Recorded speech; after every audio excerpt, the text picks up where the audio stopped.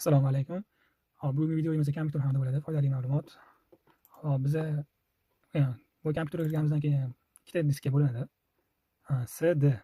SD bilamiz Windows yoziladi, D da kerakli narsalarimiz turadi. Misol uchun Windowsimiz ketib qolsa, рабочий stolda yoki C diskda turgan kerakli narsalarimiz, rasm yoki anaqa Excel'larda kerakli narsalar bo'lib qolsa, Windows yangilaganimizdan keyin bular o'chib ketishi mumkin.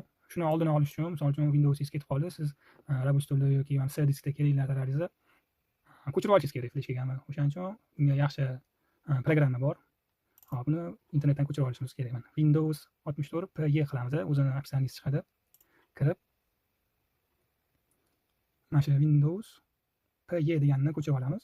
O'shanda bemalol Windows ketib qolgan kompyuterga tiqib, kerakli narsalarimizni o'sha fleshkaga ko'chirib olsak bo'ladi.